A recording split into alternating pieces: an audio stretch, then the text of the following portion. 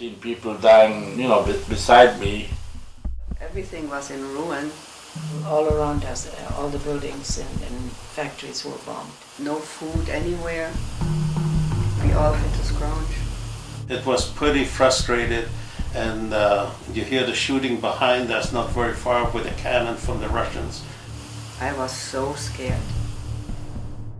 95% of our hometown was devastated, totally. So everything was broken down. The fear, are they catching up with us and what's going to happen to us? Hardship was everywhere. Well, sort of in a game situation, for kids. No clue what was going on. There was nothing that was in one piece actually that we could be proud of. During the bomb raid, they destroyed 93% of the whole city. Being so scared that you think you're gonna die. I was the smallest one. My sister had to look after me, and so did my brother. And our mother went to get some food for us. She would take a tablecloth and bed sheets, whatever she could spare, along and to the farms, and she would get some bacon for us, some butter, whatever was needed. We were 7 with our grandparents. Oh, yeah, grandparents. Yeah. My mom, of course, and then we had I had 5 siblings. Yeah. Our mother was a really good provider. She was a very good provider. She did everything for us, and we had to stay home and look after each other. There was a war, and we also know during the wartime you couldn't buy very much and you couldn't do very much, but it didn't affect us in the early that much till, and without having a radio, without having any kind of things, there was very little you knew about what was going on. Really noticed too much. Mind you, we were put on ration, which means similar than in Canada. They gave us little cards or coupons, and it depends how big your family is, and for that they give you more coupons, and so it wasn't too bad in the beginning, but then at the end, when when everything was sort of finished, the stores were all bombarded, and so you couldn't buy anything. And in particular, shortly after the war, there was nothing available, so you had to go and, if you couldn't steal it, you had to go and barter. And if people had something, to exchange for food, they were the luckier ones.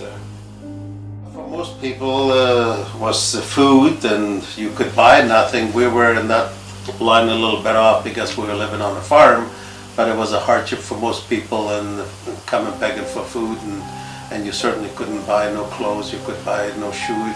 The only way you could get it, you had to bargain for it. In Bavaria, in the camp, there were quite a few nations people from all nations there, and of course food was scarce. So my mother would go, and whatever she had left over, she would throw over the fence, and she got in trouble with the Gestapo, and she was told if she'd do it again, she would be hauled away.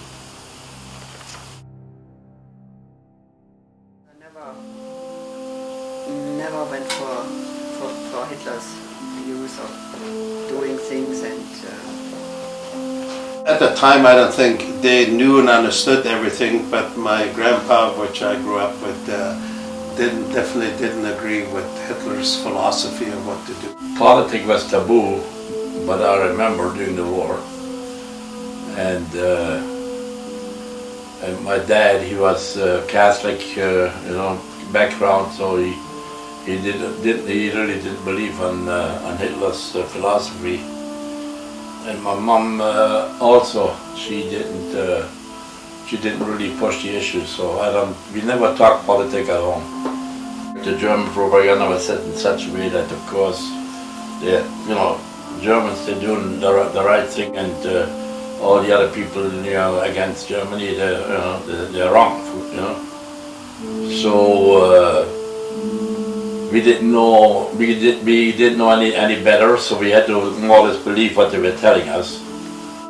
My grandpa holding us back as long as he could, not to go to Hitler Youth on Sundays, but go to church with them, and he was able to do it so till 1945, and I think a year later we probably wouldn't get away with it anymore.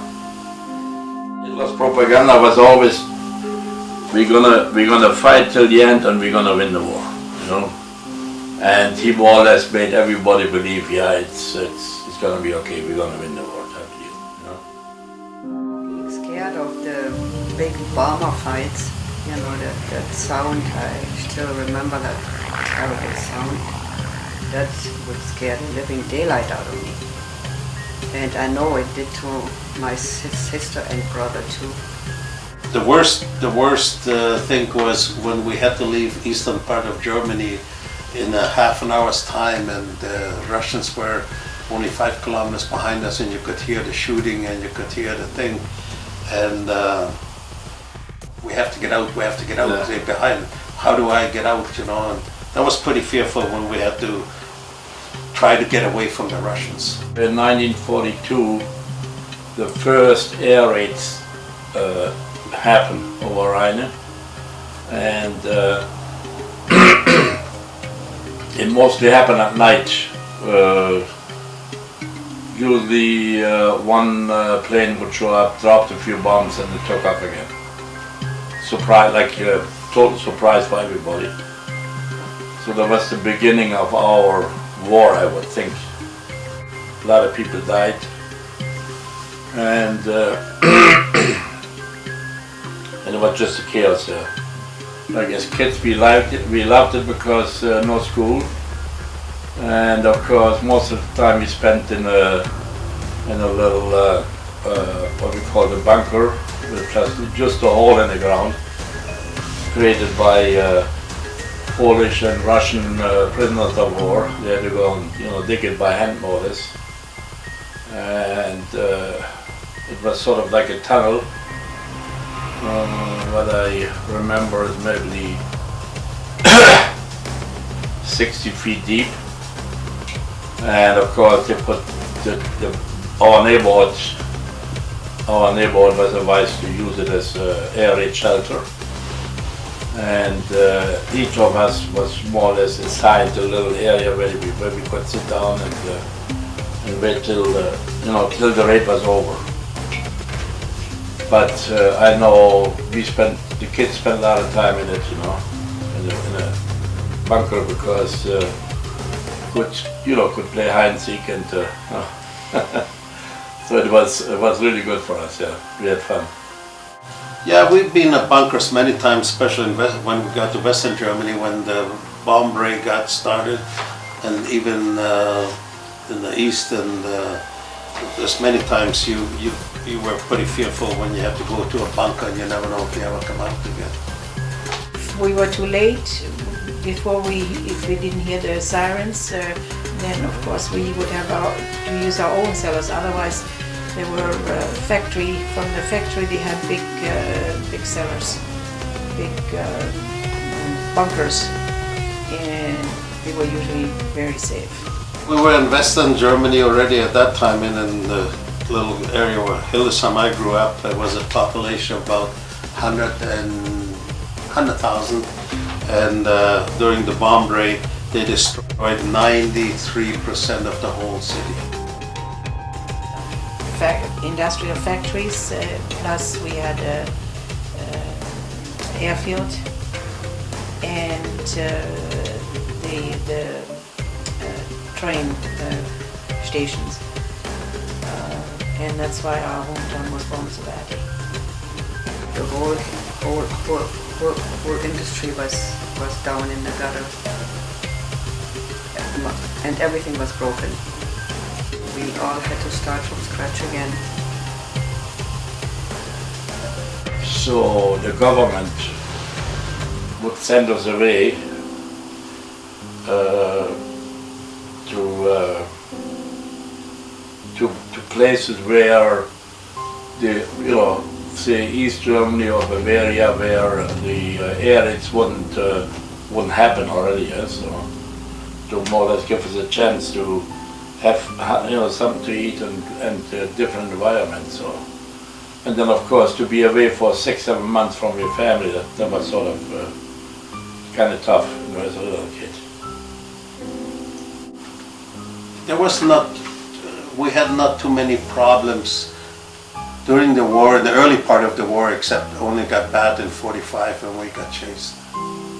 Chased by who? By the Russians. Oh, we had to go to Bavaria because our hometown was bombed so badly that we were ordered. My mother was ordered to take the children, like us, my brother and sister and herself, and go to relatives in Bavaria. And first of all, it took 3 months to get from Bavaria to our hometown, and we traveled in a coal wagon and had no food whatsoever. We never knew if the locomotive was coming or not, or when it would come. And when it finally did come, we had to look for my mother to find her because she was trying to get some food for us. So it took 3 months to get home. We had another couple that stayed in the same wagon, and there were 4 girls there. But they had been business people and they had no clue how to survive. So my mother basically pulled them through as well for the 3 months. And the longest thing, we were 14 weeks on a wagon trail. The worst things I experienced my whole life was hunger, hunger, hunger.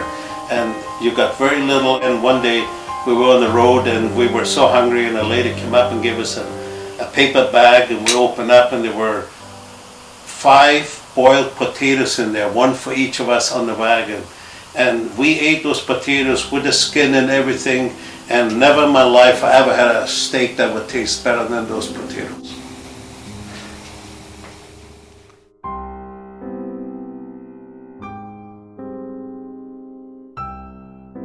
The Tommies, like the Limeys, were bombing us, and that's why we didn't like them. They're destroying our cities, our homes, everything. It's not just the factories, they're bombing our houses too, you know. So we slept under umbrellas. The whole roof was gone, you know, and we had to sleep under umbrellas when it was raining, and then the rats were jumping over us. I never felt really anger for the other countries because of the war, but I was pretty angry when the Germans got blamed for everything, and yet during the war when they bombed cities, people, old people, kids, women and children, and with no army around at all, or on the Autobahn where we were traveling to the east, and they would come down to the Autobahn and just with board cannons shoot, and the horses fall left and right, and people dead here, and no army whatsoever. That angered me for doing that to civilization. But otherwise, Germany started the war, and you have to live with the consequences, and nothing I had to do with it. I was too young to make any changes. Because of the bombing that was going on, and all we knew it was the planes were coming from England. So automatically, as children, you think, "Oh boy, I'm going to get back at you one day." Right? Sort of in a game situation, you know, for kids.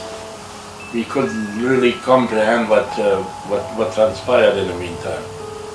So I cannot really recall that I thought this is the end, you know. We always figured it has to get better, you know, there's gotta be a future. As children, we weren't afraid. We were watching the bombers coming in, and when we felt that it was close, they were close enough, then we would run down into the cellar. Every day when we lived, there could something happen with us. We never know. We never know. That's why we were so close together all the time, which is very important. Even as soon as the war was over, the man folk was more or less still either a prisoner of war or they didn't come home.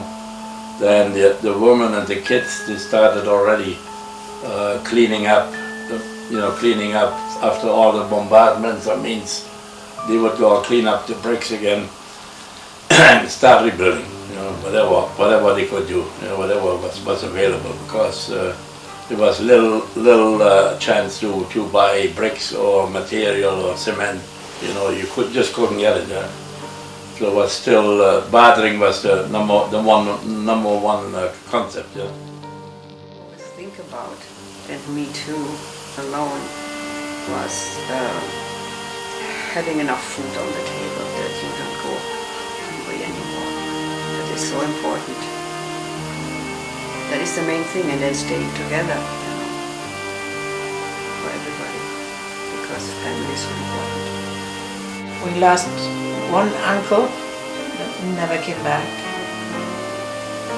Yeah, he never made it. He went 3 days before the war was ended. He went back to his unit, and he never made it. We as kids didn't really know him during the war. He was more or less a stranger to us.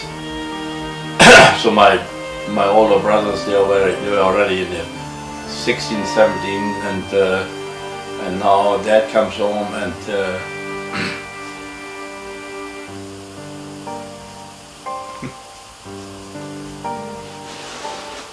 so he wants to be the boss. So there was some objection to it. So he had a tough time to get into the system, accepted, to be accepted. Well, during the war we lost everything from the Far East where I grew up, and we lost everything in 1940, and then we moved to Western Germany, or to West Prussia, and we had a farm and everything, and we lost everything there in 1945, and ended up with basically nothing being in West Germany. The only thing, you had to stick together, which, even after the war, it brought us together closer, that's for sure. But then what I found out quickly is after when the war was over, we had the Brits, like our zone was the British zone in Germany. It was split up in 4 zones. So where we lived was the British zone. So they had Canadian soldiers coming in, and we found out they were pretty good. Like they were human beings. Yeah. Yes, I was never going to go hungry again. That was one thing. That's why I worked in a grocery store. Well, obviously, number one is that we said this is the last war type of deal, because it was a very, very bad experience for everybody, and I made up our mind that I will never go and volunteer to be a soldier for anybody, because I don't believe in wars, Like, we should be able to live in peace. I experienced all the bad things you could experience through the war, and this never bothered me too much, but in my later life, and most of the time I live now here in Canada, because I experienced all the bad things during the war, I appreciate so much more all the good things, and every day I appreciate the good things which unfortunately, people that live in this country who never experienced the war, never been hungry, never be chased, never be bombed, never appreciate the good things as much as we do. Helping each other, right? Be there for each other. Right? Because that's what it was all about during the war. I think the family was the most important thing, you know. Not only the family, but even all the neighbors, they would stick together. And they would help each other out if, you know, if it had to be. So it was a good situation, and even till now, when we come home,